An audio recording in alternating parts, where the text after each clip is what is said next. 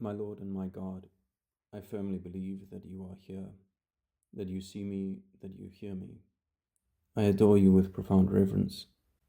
I ask your pardon for my sins and the grace to make this time of prayer fruitful. My Immaculate Mother, Saint Joseph, my Father and Lord, my guardian angel, intercede for me. Jesus, in today's Mass, we hear of the greatest commandment, the commandment to love the Lord our God with all our heart, all our mind, all our soul, and all our strength. Every aspect of our being, every aspect of our person is made for and finds its fulfillment in, is properly ordered by you, by loving you. One of my favorite prayers, opening prayers or collect prayers of the Holy Mass, is of the 20th Sunday in Ordinary Time, where we ask God for the grace to help us to love Him in all things and above all things. And that's the beautiful thing about the love of God, about loving God. It's a love that orders. It's a love that includes all of our lesser loves and orders them according to their proper purpose. And because He is the highest and most perfect object of our love, because you are that, Jesus. You are the love that not only orders our lesser loves, but also allows us to sacrifice sometimes those lesser loves for your sake, and to exclude anything else that might be an obstacle to that love. It is when we love you above all things that we can love you in all things. It's when we can say, I prefer you, that you then direct every other aspect of our lives and of our loves. You help me, you help us to evaluate each and every aspect, each and every attraction, each and every desire in light of you and the love you have for us and the love you ask of us. And we can think about that love for you, Jesus, in every aspect of our lives and with all of our being, in each of these four categories of the human person: the heart, the mind, the soul, and the strength. And ask you in this time of prayer to give us the grace to love you in each area of our lives, especially those areas where perhaps we struggle the most. And so the first is the area of the heart, to love you with all of our heart. And when we think about the heart, we often think about our affections, our loves for other people, our friends, our family, and even our romantic attachments or attractions or affections.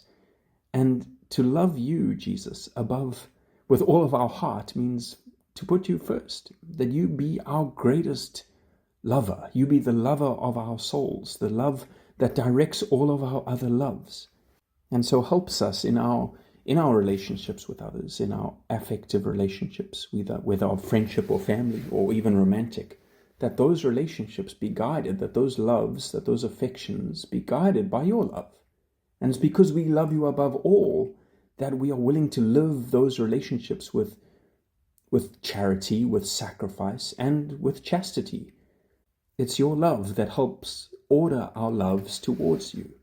And here we can think about perhaps many great saints.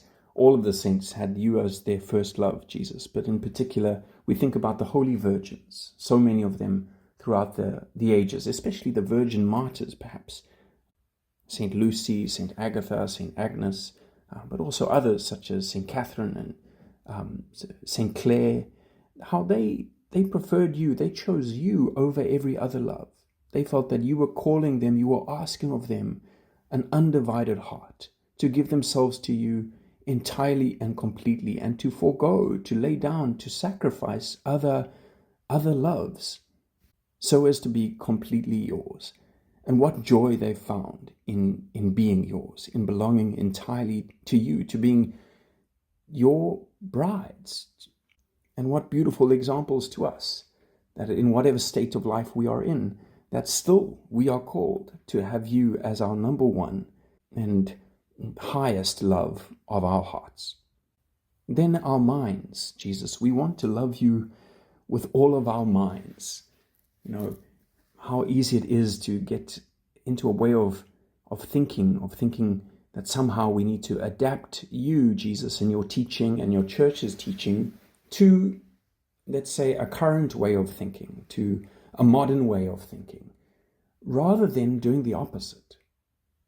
Rather than saying, let us take a modern way of thinking, a current way of thinking, and put it under the light of your truth, under the light of divine revelation, to help us to see clearer, to measure ideas and perspectives, opinions, to measure our own ways of thinking by you, to let your light, you who are the truth, guide our thinking, be our point of reference, and help us to distinguish between truth and error.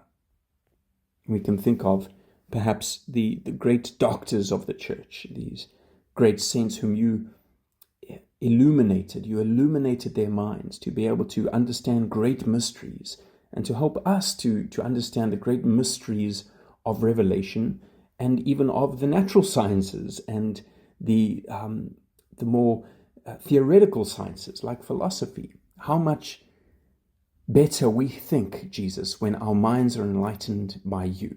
How much clearer can we understand the fullness of reality when we know and we believe and we start from the fact that you are the truth. And then, Jesus, we want to love you with all of our souls, that seat of our spirits, that place of worship. And we show you that we love you there, first of all, by making a priority in our lives for our souls, for the life of our souls, for our spiritual life. We show that we love you with all of our souls when we say, I will dedicate 10 minutes of prayer during my day. I will dedicate a rosary. I will dedicate time to go to Mass, to spend time in adoration, because I want to love you with my whole soul. And perhaps we can think about the great mystics of the church, these great saints whom you gave special graces to really dedicate much of their lives to the life of the Spirit, to be imbued with your Spirit, to be caught up into already a real participation in the ecstasies of heaven.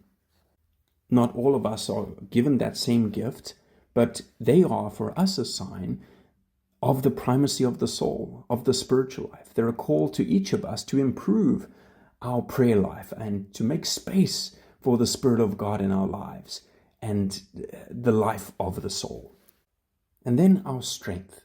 Jesus, we want to love you with all of our strength. How weak we are sometimes, Jesus, and only you can fortify us and make us strong in our weakness. Of course, the great example of loving you, Jesus, with all of their strength are the martyrs. There's so many saints throughout the ages who preferred you to this very life, to their lives, to whom you gave the strength to endure suffering and contradiction and persecution and torture and death, because they loved you more than anything else. And so all of these saints, the holy virgins, the doctors, the mystics, the martyrs, all call each of us forward in our time and place today, in our state of life, to love you more, with more of our heart, more of our mind, more of our soul, and more of our strength, that one day we can please love you with all of our heart, mind, soul, and strength.